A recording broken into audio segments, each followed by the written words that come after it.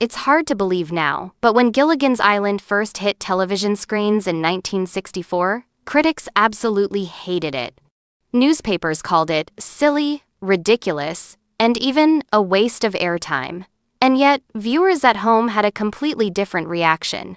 Families tuned in every week, kids sang along to the catchy theme song, and suddenly this quirky sitcom about 7 stranded castaways became one of the most beloved shows in television history.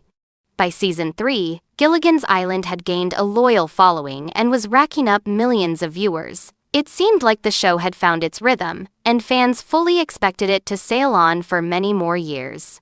But then, in 1967, the unthinkable happened. CBS pulled the plug. The cast was shocked, fans were outraged, and rumors began swirling. Why would a show with such strong popularity suddenly vanish from the airwaves? The official explanation? Low ratings. But here's the twist. The numbers tell a different story. Gilligan's Island was actually pulling in solid viewership. It wasn't the highest-rated show on television, but it wasn't a flop either. In fact, it was comfortably holding its audience better than many other CBS shows that were allowed to stay on the air. So if ratings weren't the real reason, what was?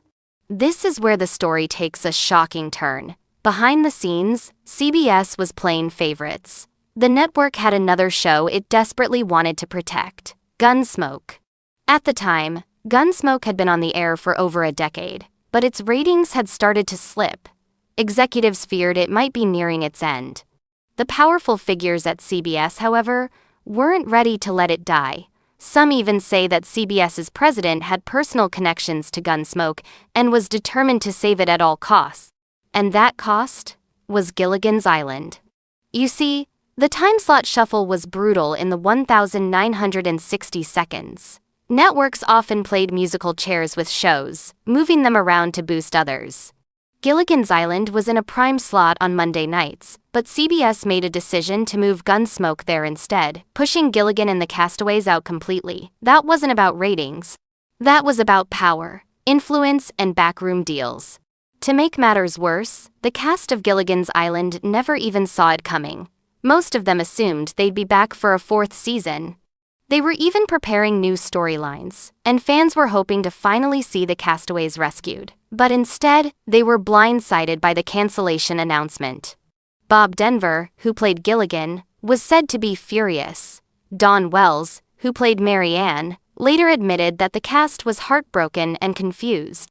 After all, how could a show with such an audience suddenly be killed off? And here's another shocking layer. CBS executives had just purchased land where the show's lagoon set was built. Some say they wanted that land cleared, which made canceling the show even more convenient.